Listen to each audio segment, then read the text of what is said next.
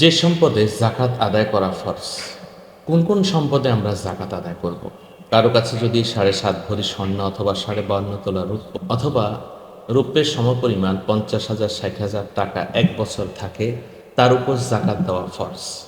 যে সম্পদে জাকাত আদায় করতে হবে, আসুন আমরা সে বিষয়ে জানব। 1. স্বর্ণ রৌপ্য। 2. স্বর্ণরৌপ্যের অলংকার। বর্তমান বাজারে বিক্রি মূল্য ধরে জাকাত পরিশোধ করতে হবে। 3. ব্যবসার উদ্দেশ্যে ক্রয়কৃত আসবাবপত্র। 4. খনিজ ও ভূগর্ভস্থ সম্পদ, যেমন কাঞ্জ, গুপ্তধন, মাটির নিচে পুঁতে রাখা সম্পদ। মায়াদিন, খনিজ দ্রব্য, খনি থেকে উত্তোলনকৃত সম্পদ। রিকাজ, উক্ত উভয় প্রকারের সম্পদ। খনিজ দ্রব্য 3 ধরনের: স্বর্ণরূপ্য, লোহা, তামা, সীসা ইত্যাদিতে 1/5 জাকাত দিতে হবে। ব্যবসায়ী পণ্য, কোনো ব্যবসায়ী পণ্য যদি জাকাতযোগ্য হয়, তাহলে তিনি 40 ভাগের 1 ভাগ তথা 2.5% তিনি জাকাত আদায় করবেন। পশুর জাকাত, ওট, গরু, ছাগলের সঠিকভাবে জাকাত আদায় করতে হবে। ওট, গরু, ছাগলের জাকাত আদায় করার জন্য স্পষ্ট নিয়ম রয়েছে। ওট, গরু, ছাগল, ভেড়া, দুম্বার জাকাত প্রদানের জন্য স্পষ্ট বিধান রয়েছে এবং সেই বিধান অনুযায়ী আমাদেরকে জাকাত আদায় করতে হবে। প্রাইস বন্ড, সঞ্চয়পত্র, ফিক্সড ডিপোজিট, বীমা কোম্পানির শেয়ার, মাল্টিপারপাস, এগুলোতে যদি সুদ থাকে তাহলে এর থেকে বের হয়ে আসতে হবে। আর যদি সুদ মুক্ত হয় তাহলে জাকাত যোগ্য হলে সম্পদের জাকাত আদায় করতে হবে। পাওনা টাকার জাকাতের বিধান: কেউ যদি কারো কাছে টাকা পাওনা হন, তাহলে সে টাকার জাকাত আদায় করতে হবে। আর যদি এ টাকা পাওয়ার আশা নাই থাকে, তাহলে জাকাত আদায় করতে হবে না। আসুন আমরা জাকাত কাদেরকে দিব। কোরআনুল কারীমে সূরা তাওবা 60 নম্বর আয়াতে আল্লাহ সুবহানাহু ওয়া তাআলা জাকাত আদায়ের 8টি খাত বর্ণনা করেছেন।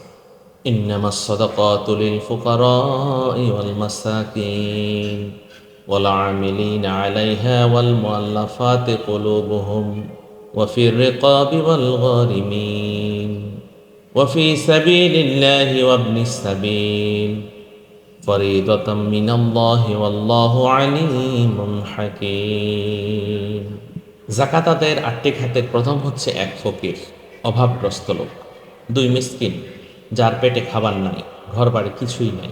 3 জাকাত আদায় নিয়োজিত কর্মচারী, তিনি জাকাতের কালেকশনে প্রদেয় টাকা থেকে তার মাসিক বেতন নিতে পারবেন। 4 ওয়াল মুআল্লাফাতি কুলুবুহুম, ইসলামের প্রতি আকৃষ্ট নমুসলিম, অর্থাৎ যাকে জাকাতের টাকা দিলে তিনি ইসলাম ধর্ম গ্রহণ করবেন এমন ব্যক্তি। ইসলামের প্রথম যুগে তাকে জাকাত দেওয়া যেত, এখন নমুসলিমকে দিতে হবে, কাফিরকে দেওয়া যাবে না। 5 ওয়াফির রিকাব, দাসত্ব প্রথা, এটা ইসলামের প্রথম যুগে ছিল, এখন নেই। 6 ওয়াল গারিমিন, ঋণগ্রস্ত ব্যক্তিকে জাকাত দেওয়া যাবে।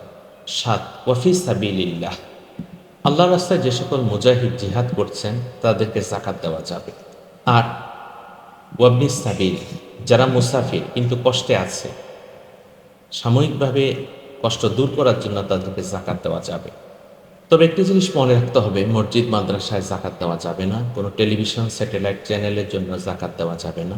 তবে মাদ্রাসায় যদি লিল্লাহ ফান্ড থাকে, সেখানে গরিব অসহায় মিসকিনদের কিতাবপত্র কেনার জন্য, খাওয়ার জন্য জাকাতের অর্থ প্রদান করা যাবে। নিজের আপন বাবা মাকে জাকাত দেওয়া যাবে না, আপন নানা নানিকে জাকাত দেওয়া যাবে না, আপন দাদা দাদিকে জাকাত দেওয়া যাবে না, আপন পুত্র সন্তান ছেলে মেয়েকে জাকাত দেওয়া যাবে না, আপন নাতি পুতিকে জাকাত দেওয়া যাবে না। তবে নিজের আপন ভাই বোন, গরিব অসহায় আত্মীয় স্বজন, তাদেরকে জাকাত দেওয়া যাবে। আল্লাহ তাআলা আমাদের সঠিকভাবে এই মাহে রমাদানে জাকাত আদায় করে আল্লাহর সন্তুষ্ট অর্জন করার তৌফিক দান করুন। যেহেতু মাহে রমাদানে যে কোনো একটি নেক আমল করলে 70 থেকে 700 গুণ পর্যন্ত সওয়াব, অতএব আমরা আপনাদেরকে উৎসাহিত করব এই মাহে রমাদানই আপনারা জাকাত আদায় করুন। যেমনটি হযরত আলী রাদিয়াল্লাহু তাআলা আনহু, তিনি ইসলামিক খেলাফতে অধিষ্ঠিত হওয়ার পর এই মাহে রমাদানে জাকাত আদায়ের জন্য জোর দিয়েছেন। আল্লাহ তাআলা আমাদের সকলের সিয়াম কিয়াম মাহে রমাদানে প্রকৃত কল্যাণ হাসিল করার তৌফিক দান করুন। আমিন। আসসালামু আলাইকুম ওয়া রাহমাতুল্লাহি ওয়া বারাকাতুহু।